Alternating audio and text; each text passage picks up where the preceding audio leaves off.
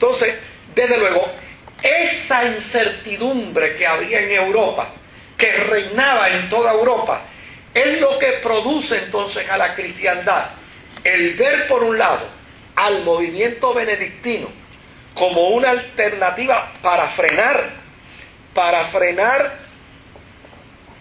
toda esa ignorancia religiosa que había, a fin de que se siga sosteniendo la experiencia de la fe cristiana de los primeros siglos.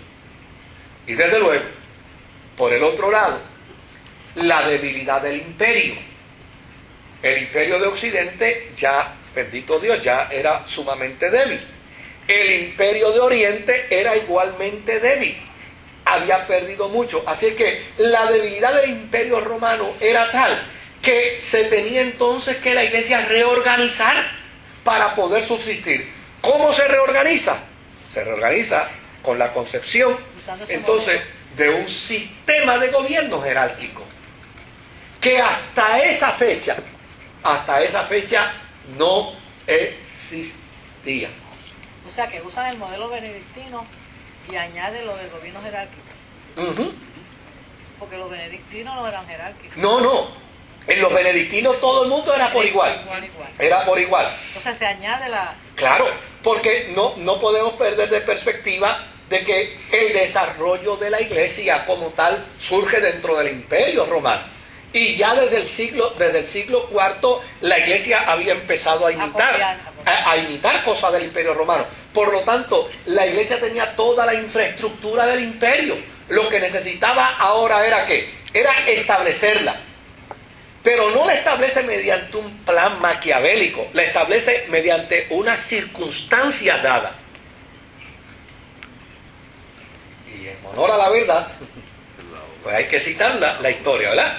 Ahora, uno va a ver, o sea, una de las cosas hermosas que yo descubro dentro de la historia de la cristiandad, y estoy desde el 1985 estudiándola, es que detrás de esto está la mano de Dios, como ustedes no tienen idea, ni yo mismo tengo idea. O sea, esto es Dios trabajando con ellos, sacando la paja, moviendo la ficha, pero moviendo ahí las fichas de manera asertiva y fortaleciendo para que se cumpla la profecía de Jesús. el plan. Las puertas del infierno no prevalecerán contra la iglesia.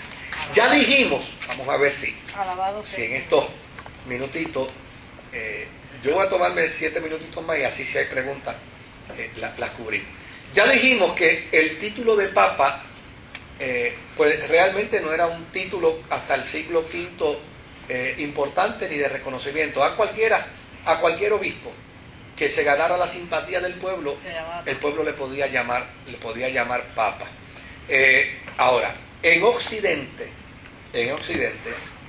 el título empezó a reservarse para el obispo de Roma. Pero esto tampoco es accidental. El grande. Sí. Se reserva, para León el Grande, se reserva para el obispo de Roma por unas circunstancias dadas, que vamos a ver si podemos llegar a ellas. Mire, los orígenes del episcopado romano se pierden en la penumbra de la historia. Es lo primero que necesitamos saber. O sea, los católicos, como los protestantes, todos concordamos que Pedro pudo haber estado en Roma. Pero no hay documento alguno que diga que Pedro transfirió su autoridad apostólica a sus sucesores en Roma. ¿Sabe por qué? Porque Pedro vivió hasta principios del siglo II. Y fíjese que de lo que estamos hablando es del siglo V. Entonces, ¿cómo es posible que pensemos nosotros que 300 años después que Pedro se murió, transfirió su autoridad? No hay manera de poderlo sostener históricamente. Claro, la gran ventaja que tiene la Iglesia Católica es que lo que no se puede sostener en la historia se sostiene en la tradición. Pues entonces, imagínense, ¿quién va a pelear con la tradición? Pues si esa es su tradición, pues... Pero aún la tradición, Moisés, sí. pues Ahora, que es un hecho matemático. Lo que pero, pues claro, pero por el otro lado no podemos negar que cuando hablamos de historiadores no estamos hablando de historiadores protestantes, estamos hablando inclusive de historiadores católicos. Hay historiadores católicos que ya sencillamente dicen, es imposible pensar que Pedro vino a Roma a entregar la sucesión papal. O sea, imagínense, si Pedro no fue papa de la iglesia en Jerusalén, porque el concepto papa en Jerusalén nunca se conoció. Es más, cuando los gentiles fueron aceptados por la iglesia de Jerusalén, Pedro no era el que la dirigía. Quien dirigía la iglesia era Jacobo. Es más, Pedro fue un testigo que vino a hablar a favor de la gentilidad, pero no pudo tomar decisiones. Tuvo que poner, él trajo la información y tuvo que poner en manos del concilio de Jerusalén la decisión. Entonces, desde el punto de vista histórico, no hay manera de probarlo. Ahora, por el otro lado, las listas antiguas que nombran a los primeros obispos en Roma no concuerdan. Por ejemplo, dice, hay una lista que dice que Clemente sucedió a Pedro directamente. Pero sin embargo, por el otro lado dice que Clemente fue el tercer obispo después de la muerte de Pedro.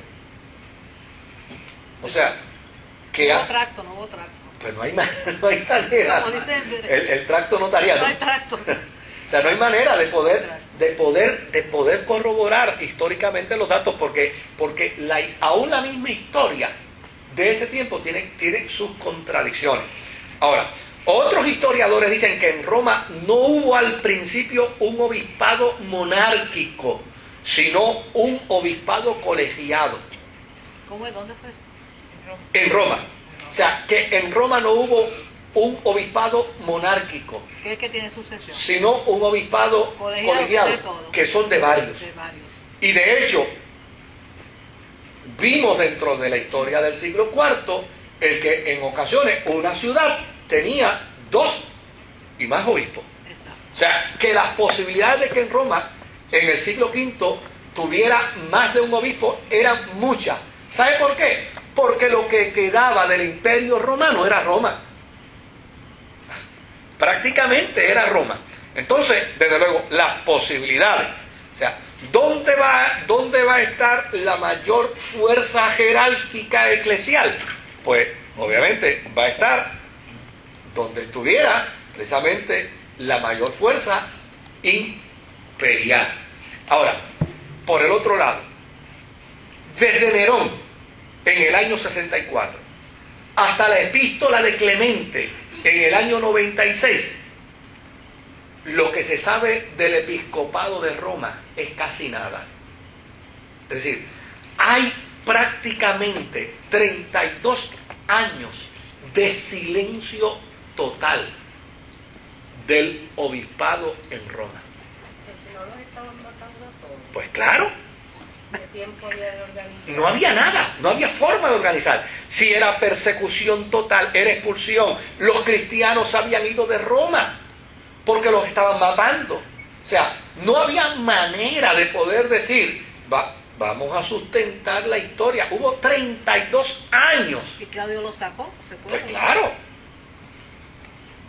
O sea, no había manera de poder. No hay dato histórico por 32 años en Roma, desde el 64 hasta el 96. Entonces, ¿cómo es posible que entonces se pueda decir que Pedro, que hubo sucesión, que Pedro fue en el 96 a entregarle a Clemente el papado de la iglesia?